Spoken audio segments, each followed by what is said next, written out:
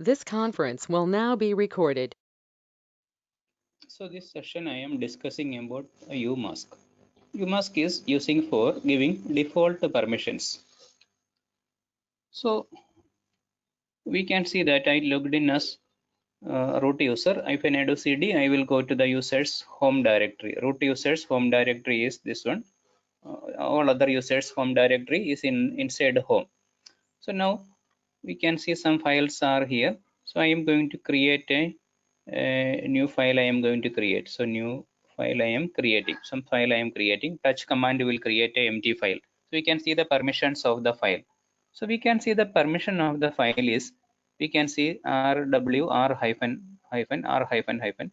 So the permission of this file, we can say that it is 644. So the 644 is the permission of the file. Default permission is this. And if I created a mkdir dir1, I'm creating. So if I do permission, I want to check the permission. I can see that the folder's permission is 755. So we can see the permission for the folder is this. So the file permission for root user, the file permission is 644, and the folder the permission is 755. So how these permissions are coming? So they are we can control by a value called umask value. So we can check the umask value here. So the umask value is giving 022. So the first message, first digit we don't want 022. So the umask value is 022. So how it is controlling the default permission? So this is using for controlling the default permission. So in the Linux system, so they are saying, so the default permission for folders files is 666, and default permission for folders is 777. So that is the default permission of the system. But what we are doing, we are controlling the permission using the umask value. So files permission, what will happen is, the file permission we are going to reduce 666 minus the umask value 022. So then we will get the we will be getting this output as, so we will get a 644.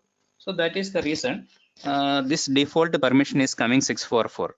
So similarly in the case of a folder, so the default permission in the Linux system, it is 777. So we are minusing 022. So we will get the uh, effective value was 755.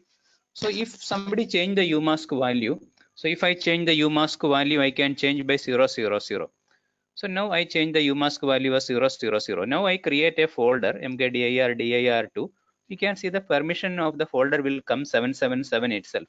So dir2, the permission is coming like 777. So if I create one file, touch file, a new file too. So the permission of the file will come like 666, because the umask value I made it as 0. So that is the way it is controlling the default permissions. So now if I log out and log in, the umask I have changed the umask, that will change. But the umask value you can adjust permanently. You want to change the umask value, you can change in some configuration file. So there is some, when I do ls-a, there are login script are there. So whenever the user is login, so this bash rc bash underscore profile, these are the main login script files, user specific login script file. This file will work. So I can open using cat using dot bash rc.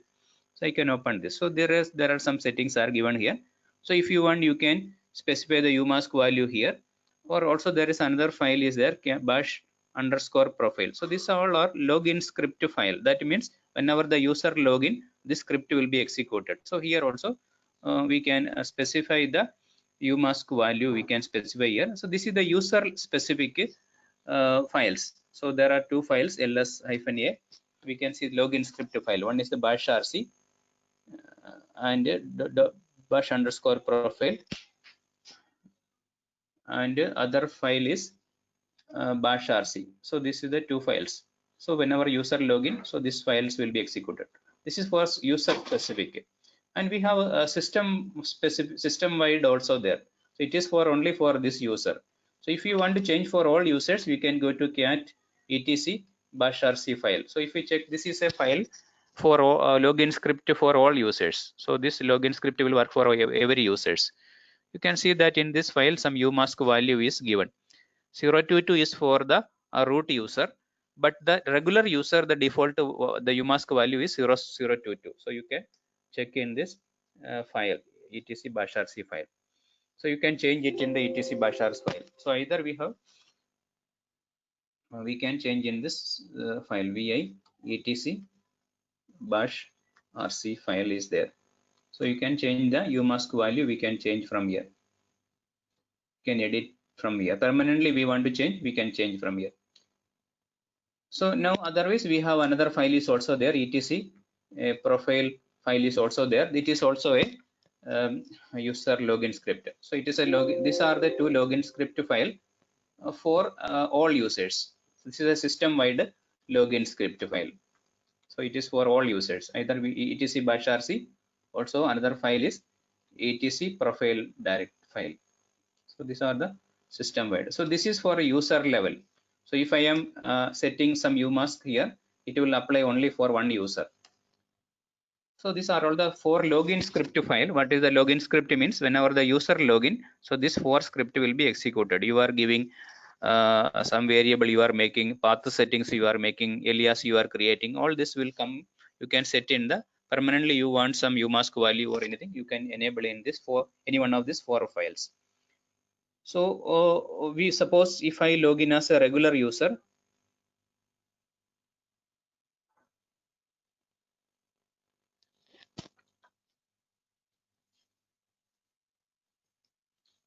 so if I am going to login as a ordinary user, so the umask value will be different. So I am going to login as a ordinary user, ec2 user, some user I am logging, and we can see the umask value for ordinary user is 0002. So the permission will be different. So when I create a file, so I'm creating some file I am creating. So when I check the permission of the file, it will come like a 664. So when I created a folder, I'm creating a folder I am creating. So when I check the permission, it will be coming like a 775 because the umask value is 002 is controlling. First digit you can ignore and it is controlling now. So that is the default permission of the file and folder. It is controlling by the umask command, and we want to permanently, you want to change the umask, you can set in this either of any of these four files. So that is the way permissions are working. So we are discussing about permissions in this chapter. So we can log in as a user one. So I'm going to log in as this user one. So now I am in the home directory of the user.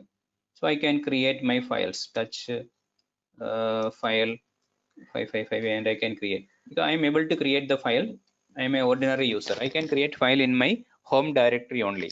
If I can see that if I am a regular user, the regular users home directory is homes user one with the current corresponding username. So if I go to root directory and if I create a file, I cannot create. So our regular user,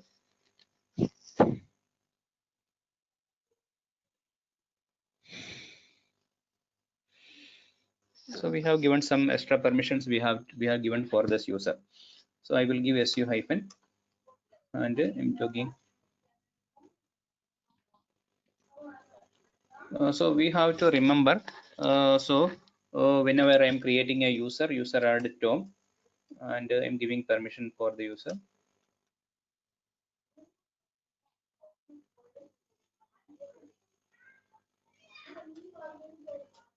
So I'm giving the password for this user. So now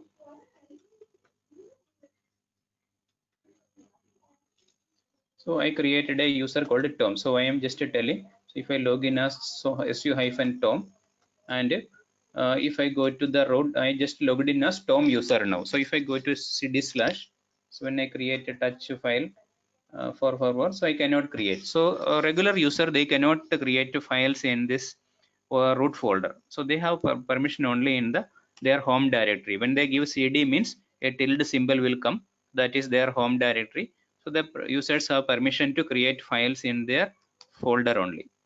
So other four place they cannot create file.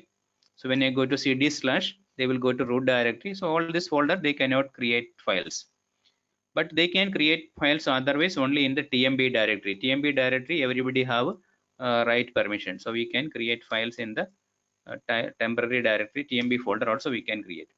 So mainly we are discussing about umask value in this chapter. So thanks for watching.